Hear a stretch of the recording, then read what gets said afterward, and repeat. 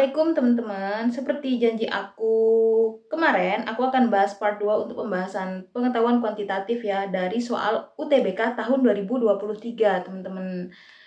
Nah, karena aku bahas soal-soal UTBK yang keluar nih di tahun kemarin, maka jangan sampai videonya teman-teman skip ya.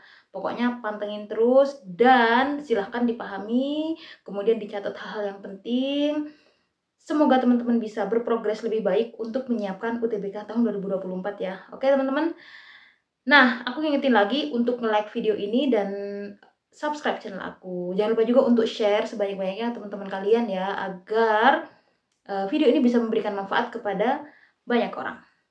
Dan terima kasih juga buat yang udah support, yang udah like, kemudian juga udah subscribe dan udah nge-share gitu ya. Semoga pahalanya juga bisa mengalir ke kalian semuanya ya. Oke, yuk langsung aja tanpa berlama-lama kita bahas soal-soalnya. Halo teman-teman, kita sekarang bahas part 2 untuk pembahasan soal-soal PK ya. Dari yang kemarin sudah aku upload, yang part 1. Kita langsung ke soal nomor 8, kita baca soalnya. Dalam satu kelas terdapat 30 orang yang mengikuti ekstrakurikuler. Oke, terdapat 12 orang yang mengikuti ekstrakurikuler pramuka. Kita lingkarin dulu apa yang terjadi. 12 ini pramuka, kemudian 15 orang yang mengikuti ekstrakurikuler futsal 15, dan 7 orang yang mengikuti keduanya. Banyaknya siswa yang tidak mengikuti keduanya adalah yang ditanya yang tidak mengikuti keduanya ya. Nah teman-teman, teman-teman masih inget nggak rumus-rumus himpunan? Jadi ini sebenarnya gampang ya. Jadi ini tuh kayak rumus gabungan himpunan, yang irisan yang ada irisannya, yang ada gabungannya kayak gitu. Himpunan tuh kan biasanya digambarkan dengan kayak gini ya, ada kotak gitu ya. Karena ini ada dua himpunan, jadi nanti kita bikin dua lingkaran diagram Venn. Nah ini kotak nih teman-teman. Kotak ini adalah jumlah keseluruhan yang biasanya kita sebut dengan jumlah semestanya, totalnya. Kalau ada dua himpunan, itu kita gambar buletan 2. Misalkan ini adalah himpunan A, ini himpunan B. Nah, di tengah-tengah ini ada irisan teman-teman. Jadi ini adalah banyaknya A yang beririsan dengan B kayak gitu. Sementara ini yang ikut A, jadi ini adalah NA saja, kemudian ini adalah NB saja. Nah, di luar ini itu juga kan ada yang nggak ikut keduanya tuh. Jadi kita sebutnya dia NA union B komplement. Karena apa? Karena untuk yang union itu gini. A kalau digabung sama B keseluruhannya itu kan adalah banyaknya A ditambah dengan banyaknya B dikurangi dengan A yang beririsan sama B. Kayak gitu. Itu rumus union. Oh iya, aku belum ngasih tahu ya. Jadi ini tuh adalah gabungan ya teman-teman ya. Gabungan. Jadi dia kayak U. Itu kita bacanya union atau gabungan. Kemudian kalau yang kayak N ini, kalau ini kan U kebalik, dia kan dan. Aku juga sudah bahas beberapa kali ya di video-video PK. Dan atau irisan gitu teman-teman. Nah, maka yang berarti kan yang tidak digabung sama A dan B ini kan dia komplemennya. Jadi yang bukan A maupun B itu namanya komplement teman-teman. Disebut dengan komplement. Komplement kayak gitu. Disimbolkannya dengan NA gabungan B pangkat C. Nah ini komplement. Sehingga semesta, nah kita sekarang rumus ke semestanya nih. Semesta itu kalau kita total seluruhnya itu adalah A, banyaknya A tambah banyaknya B dikurangi dengan banyaknya A yang beririsan sama B ditambah dengan yang nggak ikut A dan B. Nah yang ada komplemennya. Oke, kita masukkan sekarang. Ini kan tadi semestanya 30, yang ikut si pramuka itu katakanlah ini yang A ya. Jadi ini A ini adalah pramuka. Kemudian yang B-nya adalah futsal. Berarti banyaknya yang A 12, futsalnya 15, ikut keduanya 7. Ini nih yang kita cari nih, A union B komplement teman-teman. Ini kan 30 sama dengan 12 tambah 15 berapa? 27 kurangi 7, 20 ya. Ini 20. Pindah ke sini jadi min. Jadi 10 sama dengan NA union B komplement. Jadi yang nggak ikut keduanya itu ada 10. Gampang ya? Jawabannya B. Lanjut ya teman-teman ya. Sebuah keranjang berisi 10 telur bebek dan 20 telur ayam. Setengah dari jumlah telur bebek pecah. Dan seperempat dari jumlah telur ayam juga pecah. Oke, ada setengah sama seperempat ya. Seperempat ini yang telur ayam, setengah tadi yang telur bebek. Apabila diambil satu telur saja dari keranjang, maka peluang bahwa yang terambil adalah telur bebek atau pecah. Nah, kita ke pertanyaannya dulu. Gimana nih nulisnya? Telur bebek atau pecah? Atau, itu ya. Kalau misalkan dituliskan ini kan juga bab tentang himpunan ya teman-teman ya.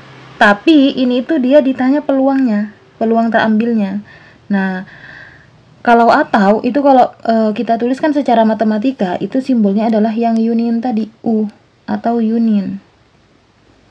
Oke, jadi kalau kita tulis nih yang ditanya adalah peluang bebek, aku tulis bebeknya itu B aja ya, atau pecah. Nah, telur pecah. Nah, untuk lebih gampang mengerjakan soal-soal seperti ini teman-teman, itu kita bikin tabel aja. Jadi pertama ini tadi ada siapa? Ada si bebek ya. Ini bebek. Kemudian ada ayam. Nah, lalu itu ada dua kategori juga. Jadi dia ada yang utuh ya kan, sama ada yang pecah. Nah, lalu di sini kita tulis nih total-totalnya nih, jumlah dari masing-masing kategori. Bebek tadi kan ada 10, kemudian ayam ada 20. Setengah dari telur bebek pecah. Setengah telur bebek pecah itu kan berarti 5. Jadi 5 pecah, 5 utuh. Kemudian yang ayam tadi seperempatnya pecah. Seperempat dari 20 ini adalah 5 kan teman-teman. Seperempat dari 20 itu 5 ya. Nih, seperempat kali 20. Coret-coret 5. Ya kan? Berarti yang utuh ada 15. Nah, kita hitung nih kategorinya. Untuk yang utuh berarti dari total telur itu ada berapa? Ada 20 ya kan? Tapi yang pecah itu ada 10. Dan yang pecah ada 10. Jadi ini kalau kita tulis teman-teman, ini adalah N utuh ya, N utuh itu. Ini N pecah ya kan. Kemudian ini adalah N ayam, ini N bebek. Oke. Oke, fix ya. Nah, sekarang kita lanjut nih. Gimana cara menghitung peluang? Peluang itu rumusnya ya kayak biasanya teman-teman, aku sudah pernah beberapa juga mengerjakan soal-soal peluang. Jadi peluang bebek atau pecah. Nah, ini peluang majemuk nih. Itu sama dengan banyaknya bebek. Wah, nggak muat kayaknya teman-teman. Bentar ya, aku tulis di bagian agak ke bawah aja pakai yang lebih kecil. Jadi peluang bebek atau pecah, ini B, ini I, itu adalah jumlah bebek, rumus ini tadi loh, ditambah jumlah yang pecah, ya kan, dikurangi dengan banyaknya telur bebek sekaligus dia pecah. Nah, gak muat ya. Bentar ya. Ini tadi N bebek ya. Ini teman-teman, kalau kita gambar di himpunan tuh kayak gini nih. Jadi ini kan ada telur bebek. Ini si bebek. Tapi di antara telur-telur bebek tuh ada yang pecah ya kan. Nah, bebeknya tadi jumlahnya ada 10 kan. Terus telur pecahnya ada berapa nih teman-teman? Telur pecahnya kan juga ada 10. Nah, di antara mereka itu ada yang telur bebek yang pecah. Nah, kayak gini. Jadi ini adalah yang bebek sekaligus dia pecah, teman-teman. Paham ya? Paham kan? Nah, jadi ini kalau kita hitung berarti, nanti kita hitung terakhir ya. Dibagi dengan, kalau peluang itu kan berarti banyaknya kategori tadi dibagi dengan seluruh semesta begitu. Paham ya? Nah, langsung aja ini kita hitung. N bebeknya berapa? Ini kita punya ya, 10. N telur pecahnya berapa? Ini ya, 10. Kemudian dikurangi dengan irisan bebek sekaligus yang pecah. Mana bebek yang sekaligus yang pecah? Ini dia, ya kan? Ada 5. Ada 5 telur bebek sekaligus dia pecah. Jadi ini adalah kalau kita tulis N bebek irisan pecah. Kalau ini N ayam irisan pecah. Kayak gitulah teman-teman, gampang ya. Dikurangi 5 dibagi dengan total semestanya tadi ada 30 ya, sama dengan 20 dikurangi 5 per 30, 15 per 30. Nah, ini coret-coret dibagi 15, 21. Jawabannya adalah setengah. Jadi peluang telur bebek atau pecah yang terambil, karena dia cuma ngambil satu aja telur, maka jawabannya setengah atau 0,5 ya. Jawabannya C. Nah, soal selanjutnya, suatu SMA terdiri dari 6 kelas dengan masing-masing terdiri dari 15 siswa dan 15 siswi. Oke, ini siswi. Jika dari setiap kelas dipilih 1 orang, 1 orang setiap kelas untuk menjadi pengurus OSIS, maka peluang 4 orang siswa menjadi pengurus OSIS. Oke, 4 orang siswa ya. Nah, gimana nih teman-teman? Ini adalah soal-soal peluang nih. Soal peluang. Oke. Jadi, kita tulis dulu soalnya ya. Jadi, biar kita tahu gimana cara mengerjakannya, coba kita tulis dulu permintaan soalnya apa. Jadi, yang ditanya itu adalah peluang 4 siswa dari 6 kelas ya. Dimana masing-masingnya 1. Jadi 1 dari kelas 1, 1 kelas 2, 1 dan seterusnya sampai kelas 6.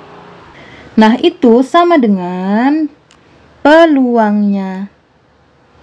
Siswanya aku tulis L, siswinya aku tulis P ya, biar nggak ketuker. Nah, berarti ini teman-teman gini. Jadi kalau misalkan kita milih 1 masing-masing kelas itu kan gini. Peluang laki-laki 1, anggap aja gitu ya. Dan di kelas 2-nya laki-laki 2, kelas 2-nya laki-laki ketiga. Kelas 3, kelas 4-nya aku ngomong apa sih? Kelas 4-nya laki-laki 4. Nah, udah 4 kepilih nih laki-laki. Pastikan nanti kelas ke-5 itu adalah perempuan, 5. Dan di kelas 6 juga perempuan, ya kan?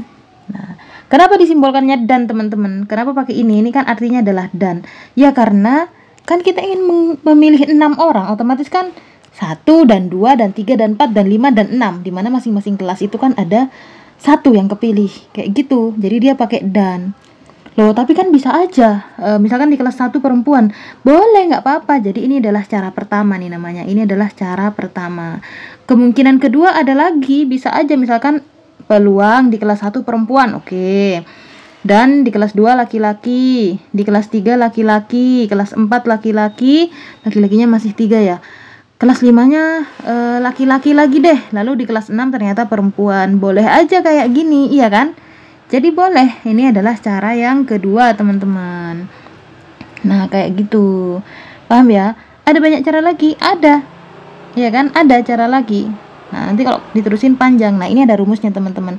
Ini adalah peluang binomial namanya. Peluang binomial. Kok tahu? Ada ciri-cirinya binomial itu. Jadi peluangnya masing-masing kelas itu tidak tergantung dengan peluang yang lain. Jadi di kelas 1 siswa dan siswi yang kepilih sudah ada sendiri. Di kelas 2 siswa ataupun siswi yang kepilih nanti akan ada sendiri. Jadi karena dipilih 1 masing-masing kelas, di mana masing-masing peluangnya tiap kelas itu independen, tidak bergantung dengan yang lain, itu adalah salah satu ciri-ciri binomial. Jadi kalau misalkan aku tuliskan kayak gini nih, ini adalah kelas 1, kelas 2, kelas 3, kelas 4, kelas 5, kelas 6 ya kan. Di sini misalkan udah kepilih nih, tadi kan kita pakai cara 1 ini. Kepilih nih laki-laki. Ini laki-laki, laki-laki, perempuan. Kan masing-masing punya peluang sendiri-sendiri. Nah, itu ciri-cirinya binomial. Dan ciri-ciri yang kedua, teman-teman ya. Mungkin nanti akan aku detaili pembahasannya pada saat aku bahas khusus materi peluang. Tapi ini aku jelasin aja dikit ya. Jadi, ciri-ciri yang kedua adalah untuk cara yang kedua nanti hasil peluangnya tuh biasanya sama. Tadi kan kita bikin cara keduanya, misalkan ini yang kelas 1 terpilih perempuan, laki-laki. Lalu ini yang di kelas 6 terpilih perempuan. Nanti hasil peluangnya ini sama. Nanti kan ini hasil peluangnya ada ya. Hasil peluangnya ada. Dan untuk dan, ingat untuk dan. Dan untuk peluang dan, misalkan ada peluang A dan B gitu teman-teman ya. Itu rumusnya adalah perkalian. Peluang A dikali peluang B. Nah, ini adalah rumus itu loh teman-teman. Masih ingat gak peluang majemuk? Nah, kayak gini. Kalau untuk dan itu perkalian. Kalau atau tadi kan udah aku singgung ya di soal nomor 9 tadi kita mengerjakan yang atau, yang union. Kalau untuk yang dan atau yang u kebalik itu adalah perkalian, oke? Berarti nanti ini masing-masing peluang kita kali teman-teman. Jadi peluang laki-laki kali peluang laki-laki, perempuan, kayak gitu, perkalian. Harusnya hasilnya sama gitu loh. Kenapa kok kita bisa tahu sama? Ya karena tadi dari awal sudah tandanya dia setiap kelas peluangnya independen atau tidak tergantung dengan kelas-kelas yang lain kayak gitu. Coba ya, berarti sekarang kita harus mencari peluang nih. Kita ganti warna. Peluang. Kita nyari peluang di setiap kelas. Kita mencari peluang tiap kelas. Tiap kelas. Oke? Karena kebetulan jumlahnya sama, jadi kita cukup cari satu kali aja ya kan. Jadi di masing-masing kelas jumlahnya siswa 15 dan siswi 15. Jadi kita nggak perlu nyari peluang di kelas-kelas yang lain karena udah sama. Berarti terus nyari peluang siswa. Peluang siswa atau peluang laki-laki itu sama dengan banyaknya laki-laki dibagi dengan banyaknya semesta, total jumlah siswa di kelas. Maksudnya total jumlah murid di kelas, nanti lah siswa ketukar sama laki-laki ya. Ini tadi 15, kemudian total siswanya kan 30, peluangnya setengah. Oke, kita udah punya peluang siswa. Sekarang peluang siswi. Peluang siswi itu berarti peluang murid yang perempuan. Itu adalah banyaknya si murid perempuan dibagi dengan banyaknya jumlah murid di kelas. Sama ya, 15/30 juga. Jadi peluangnya juga setengah. Oke, kita sudah punya nih peluang masing-masing setengah. Coba kita buktikan ya. Kita kalikan ke sini. Ini dulu. Peluang laki-lakinya di kelas 1 setengah, di kelas 2 setengah, setengah semua ya, setengah, setengah. Perempuannya juga setengah, ya kan? Nah, karena ini tadi bagiannya laki-laki, kalau mau aku tulis tuh gini teman-teman. Itu kayak setengah pangkat 4 untuk yang peluangnya laki-laki dan perempuannya setengah pangkat 2, ya kan? Udah, kita punya nih nilai peluangnya. Kemudian untuk cara kedua ini tadi. Perempuannya juga peluangnya setengah ya kan, laki-laki di kelas 2 setengah, semuanya setengah ya, di kelas 3 setengah, setengah, udah 4 kan, kelas 2, 3, 4, 5, nah ini perempuan ya, peluang perempuan di kelas 6 juga setengah. Oke, kita tandain ya, ini tadi kan peluangnya si laki-laki, selalu sama kayak gitu, terpilihnya laki-laki 4, dan terpilihnya perempuan itu adalah peluangnya setengah kali setengah pangkat 2. Oke, sama nggak nilai peluangnya? Sama, jadi binomial tuh kayak gitu. Kita pakai cara apapun, cara 1, cara 2, nanti kan ada cara ketiga untuk memilih mereka juga, cara ketiga, cara keempat, sampai cara ke-6, karena kita akan memilih 6 kan dari 6 kelas, berarti pasti akan kepilih 6 OSIS kayak gitu, dimana 4-nya laki-laki atau siswa. Nah, itu peluangnya semuanya sama, itulah ciri-ciri binomial. Maka kita ke kesimpulan. Kesimpulannya maksudnya adalah rumus ya, rumus peluang binomial, tulisanku bagus banget ya. Oke, itu adalah gini teman-teman. PX itu adalah kombinasi dari N dipilih X kayak gitu dikali peluang sukses. Jadi ini P ini adalah peluang sukses ya. Biasanya disimbolkan sama P kecil gitu. Pangkat X-nya tadi ya kan dikali peluang gagal. Maksudnya kalau laki-laki itu kan peluang terpilih 4 siswa laki-laki itu kan kehendaknya soal, suksesnya itu di situ teman-teman. Berarti kan gagalnya adalah pada saat ternyata terpilihnya perempuan. Jadi kini adalah peluang gagal dipangkatin dengan N dikurangi X. Jadi berapa nih yang akan dipilih? 6 tadi ya. Terus kemudian kehendaknya dia memilih yang suksesnya adalah 4 siswa, yaitu X-nya ini tadi. Paham ya? Ini teman-teman rumus untuk peluang binomial. Silakan ini dicatat ya. Oke, berarti kita hitung nih sekarang nih, langsung ke soal yuk. Berarti peluang terpilihnya 4 siswa, jadi peluang 4 siswa dari 6 tadi ya. Itu adalah banyak cara memilih 4 siswa dari 6 kelas. Berarti 6 kombinasi 4. Peluang suksesnya tadi kan peluang laki-laki tadi setengah ya, yang siswa tadi kan peluangnya setengah, kehendaknya kan siswa. Kehendak soal ya. Pangkat 4, dimana kita ingin memilih 4 siswa. Kemudian peluang perempuannya juga setengah ya. Dimana kalau misalkan udah dari 6 kepilih 4 siswa, ya udah sisanya 3 kan. 6 kurangi 4, kok 3? 6 kurangi 4, 2 ya teman-teman ya. 6 kurangi 4, 2. Biasalah, lidahku tuh sering kepeleset ya teman-teman ya. Aku tuh kalau ngomong emang sering kepeleset teman-teman, nggak apa-apa. Oke, kita hitung. 6 kombinasi 4 tuh gimana? 6 faktorial per 6 kurangi 4. Aku juga udah pernah ngasih rumus kombinasi ya di soal-soal PK yang lain ya. Dikali 4 faktorial. Nah, gitu caranya. Apakah perlu ditulis? Jadi, kombinasi N dari K itu adalah N faktorial per K faktorial, kemudian N min K faktorial. Kayak gini. Setengah pangkat 4 itu 1/16. Setengah kuadrat itu 1/4. Jadi, kalau pecahan di pangkat tuh semuanya harus dipangkat ya, atas bawahnya. Oke, ini langsung. Ini bisa kita coret nih. 6 sama 4 faktorial tinggal 5 kali 6 per 2 kali 1, ini kali ini, 16 kali 4 tuh berapa? 4 kali 6, 24, 4 simpen 2, 4, 5, 6, 64. Coret-coret 3. Oke, jawabannya adalah 15/64. Jadi peluang suksesnya adalah 15/64. Jawabannya C. Gampang kan teman-teman ya? Semoga penjelasanku bisa dipahami dengan baik ya. Soal selanjutnya, perhatikan grafik tarif ojek online. Oke, ini adalah grafik tarif ini yang Y ini tarif. Sementara yang X-nya ini adalah jarak ya. Oke, ini jarak. Kita kasih tanda ya. Kadang itu nanti tiba-tiba hilang, nggak bisa dilihat. Maksudnya tiba-tiba bingungnya ini apa, kayak gitu. Oke, tarif dalam ribuan, berarti kalau jaraknya 3 kilo dia bayar 3.000. Kok 3.000? 8.000. Nah, kalau 5 kilo dia bayarnya 15. Jika Sofina naik ojek online sejauh 12 km, berapa harga yang harus dia bayar? Nah, ini teman-teman bisa pakai cara manual, bisa juga pakai cara, kalau udah kita bicara grafik itu berarti kita bicara tentang, apalagi miring gini ya, terus ke sana kan nanti kan grafiknya ya. Jadi kita bisa pakai aplikasi dari dia, apa tuh namanya, kemiringan garis gradien. Nah, gradien atau kemiringan garis, kita bisa pakai itu teman-teman, karena kemiringan garis itu menggambarkan hubungan dari Y dan X. Itu rumusnya adalah Y2 min Y1 per X2 min X1, dimana gradien itu ditulisnya M. Nah, ini rumusnya ya, itu rumus gradien. Bisa pakai rumus ini, bisa manual. Mari kita coba pakai cara manual. 3 ke 5 ini jaraknya berapa? 2 kan ya, ini juga 2.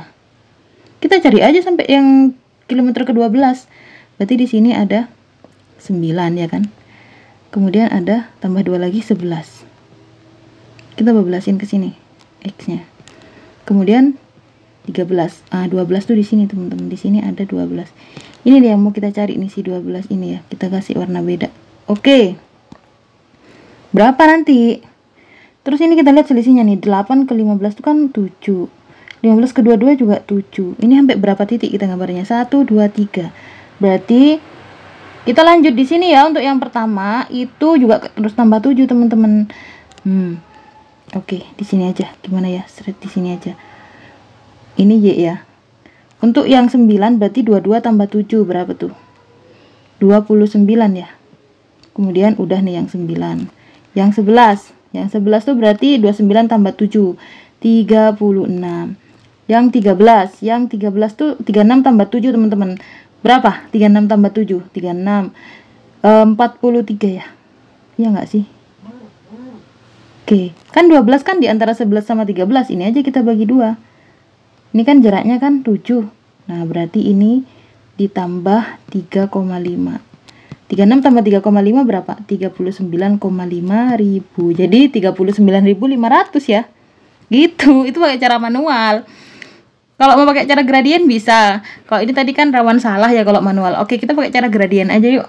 Cara kedua sekarang. Cara kedua. Kita cari dulu gradiennya. Misalkan teman-teman pakai ini kan X1 teman-teman ceritanya. Ini X2, X3 dan seterusnya ya. Nah, kemudian ini Y1, Y2, Y3 dan seterusnya. Nah, kita pakai yang mana nih? Pakai yang ini aja ya, pakai yang awal banget. Jadi Y2 min Y1 aja. Y2 min Y1 per X2 min X1 ya kan? Y2-nya 15, Y1-nya 8. X2-nya adalah 5, terus ini kemudian 3, oke? Jadi ini adalah 7, ini 2 per 2. Jadi ini adalah nilai dari gradien. Lalu kita pakai gradien ini untuk membandingkan dengan titik yang lain. Kita kan butuh titik yang, nah tadi kan di sini kan ada 12 ya. Kita 12 bandingin sama 7 aja langsung ya. Jadi Y-nya adalah 12. Kok Y itu kan yang tarif ya. Ini tarif yang ditanya ya. Katakanlah Y yang ditanya kan tarif. Dikurangi, kita kan bandinginnya sama 22. Karena 22 ini pasangannya si 7 ya. Berarti Y dikurangi 22. Dibagi Y tadi kan kalau jaraknya 12 katanya. Dia naik motornya 12. Naik ojeknya 12. Dikurang 7. X. Sama dengan gradiennya kita punya 7 per 2. Udah deh kita kali silang ini. Y min 22. 12 kurang 7 berapa teman-teman? 5. Sama dengan 7 per 2. Kita kali silang. Perkalian silang tuh berarti 2 kali Y min 22 harus dikurung karena ada pengurangannya. 5 kali 7 35. Oke. Udah langsung aja ya. Y min 22 sama dengan 35 per 2. Ini perkalian, ini kan pindah ke sini jadi pembagian. 35 per 2. Berapa tuh teman-teman? 35 per 2. 15, 16, 17,5. Ya enggak? Nah, maka Y sama dengan 17,5 tambah 22. 39,5. Oke, ini tarifnya 39,5. Sama kan kayak cara manual tadi ya. Cuman ini lebih baik ya kalau pakai rumus karena kemungkinan salahnya adalah kecil. Selanjutnya, matriks. Diketahui matriks A bla bla bla, B bla bla bla. Oke, ini matriks A, ini matriks B dan C adalah ini. Jika transpos matriks C adalah hasil penjumlahan matriks A dan B, maka nilai dari A plus B plus C plus D. Nah, di sini kan ada variabel-variabel yang tidak diketahui ya. Di sini kita dikasih ketentuan, katanya matriks A ditambah matriks B itu adalah C transpos. Teman-teman masih ingat nggak transpos dari matriks? Kalau diketahui matriks A itu adalah A, B, C, D, maka A transpos itu tinggal membalik baris jadi kolom, kolom jadi baris. Nah, ini kan kesini kan baris ya, ini namanya baris teman-teman. Kemudian kalau yang ke bawah ini namanya kolom. Oke, berarti baris jadi kolom, kolom jadi baris, AC, BD, ya kan? Oke, kita langsung aja ya. Ini matriks A nya kita tulis 14, 3, 6, 5. Kemudian matriks B nya adalah A tambah 3 B, C min 2, 2D. Sama dengan ini kita langsung transpos nih C nya. Berarti kan 18, 3, 29. Oke. Penjumlahan matriks itu kita jumlahkan yang bersesuaian. Jadi kalau yang baris pertama, kolom pertama ya sama baris pertama, kolom pertama. Dan seterusnya. Berarti ini 14 tambah A plus 3. Ini 3 tambah B. Ini 6 tambah C min 2. Ini 5 tambah 2D. Nah, sama dengan 18, 3, 29. Ini namanya teman-teman adalah kesesuaian matriks ya, kesesuaian matriks. Artinya matriks kiri sama dengan matriks kanan. Udah langsung aja kita bisa dapat nilai A, B, C, dan D-nya nih. Jadi untuk yang pertama, 14 tambah A tambah 3 itu sama dengan 18 teman-teman. 14 tambah 3 kan 17. Maka A-nya sama dengan 18 kurangi 17 ya, pindah sini 1, udah itu aja biar cepet. Kemudian yang B, 3 tambah B itu sama dengan yang 3. Jadi ini sama dengan yang ini. B sama dengan 3 kurangi 3, 0. B udah punya. Sekarang C, 6 tambah C min 2, karena dia gak ngaruh ya, ini penjumlahan ya. Sama dengan, yang mana dia sama dengan 2. C sama dengan 2, 6 kurangi 2 tadi kan 4, pindah ke sana jadi min 4. C sama dengan min 2. C nya punya nih min 2. Terakhir D, 5 tambah 2D sama dengan 9. 2D sama dengan 9 kurangi 5, 5 nya pindah kan jadi negatif. 4D sama dengan 4 per 2, 2. Oke. Sekarang A tambah B tambah C tambah D, seperti permintaan soal. A nya 1, B nya 0, C nya min 2, D nya 2. Sama dengan, ini kan habis 0, 1. Ya Allah, nyari angka 1 loh, jawabannya B. Nah, soal yang nomor 13. Diketahui A kuadrat tambah 2 sama dengan 5A, B kuadrat tambah 2 sama dengan 5B. Oke.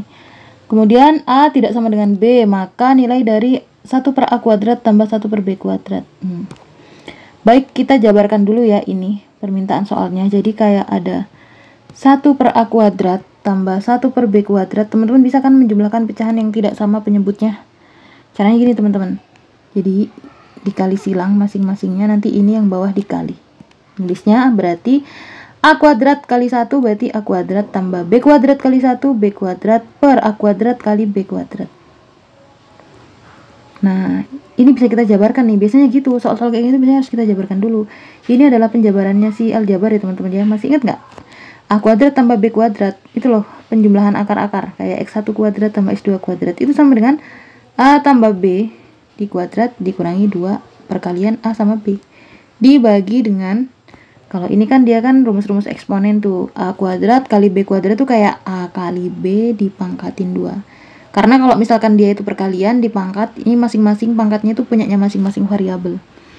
Oke, lalu kita pakai petunjuk yang ini ya. Nah, ini gini teman-teman. A kuadrat tambah 2 sama dengan 5A ya kan. Kemudian ada B kuadrat tambah 2 sama dengan 5B. Kan ini sama-sama 5, ini sama-sama 5. Terus ini ada, oke ini bisa kita kurangi aja biar habis ya. Sret. Nah, ini jadinya A kuadrat min B kuadrat. Ini kan 2 kurangi 2, 0. 5A min 5B berarti 5A, aku tulis lagi aja deh, 5B gini ya. Nah ini teman-teman, itu juga rumus aljabar istimewa. Ini bisa kita jabarkan. Jadi kalau ada A kuadrat min B kuadrat itu kayak A tambah B dikali A min B. Nih aljabar istimewa. Sama dengan, nah ini bisa kita keluarkan angka 5-nya, bikin kurungan A min B. Oke? Nah teman-teman, ini sudah perkalian nih. Ini bisa kita coret, seret, habis. Jadi kita punya A plus B sama dengan 5. Oke. Berarti udah kita bisa substitusi. Tapi kita belum punya ini ya, A kali B ya, A kali B. Oke. Kita modifikasi lagi coba ya. Jadi ini adalah A kuadrat kan, tambah 2 sama dengan 5A. Kemudian B kuadrat tambah 2 sama dengan 5B.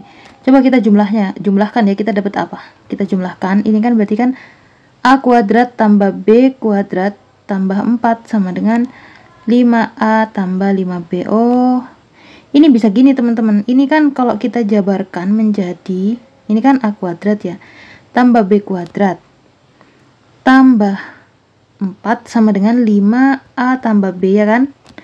Kita punya nih sudahan A tambah B nya 5. Nah, dan ini juga bisa kita jabarkan teman-teman menjadi seperti ini ya kan. Jadi ini A kuadrat, atau sebenarnya langsung aja, ini nggak perlu kita jabarkan. Perlu ya, karena kita butuh AB. Iya sih, A kuadrat tambah kita jabarkan dulu, kita jabarkan. Ini kenapa tidak mau terhapus-hapus? Kita jabarkan A tambah B kuadrat min 2AB, penjabarannya A kuadrat tambah B kuadrat gitu kan ya, tambah 4 sama dengan 5A plus B. Nah, kita bisa punya AB nih teman-teman dari sini. AB, A tambah B tadi kan 5 kuadrat ya kan. Karena dia negatif, kita pindah ke kanan ya biar positif ya. Tambah 4 sama dengan ini juga sekalian kita pindah nih, yang ini nih kita pindah ke sini ya. Jadi, berarti kan min 5 kali A tambah B nya kita punya 5. Oke. Sama dengan 2AB. Wah, punya nih AB. Ini kan 5 kuadrat teman-teman ya. Habis ini kan perkalian ini 25. Jadi AB-nya sama dengan 4/2. AB-nya sama dengan 2. Udah deh, kita punya AB sama A plus B. Kita masukkan, kita substitusi. A tambah B 5 kuadrat min 2AB, 2 kali 2 per AB-nya 2 kuadrat. Ini 25 dikurangi 4 dibagi 4. 21/4. Ada nggak 21/4? Mana? Oh iya, D. Ketemu. Oke, sekian dulu teman-teman ya untuk latihan soal PK-nya ya. Nanti insya Allah setelah ini aku bikin deh. Oh, ini random banget. Kemarin kan ada yang nyaranin aku buka Twitter gitu, yang ada kan Twitternya teman-teman SBMPTN Fest itu loh.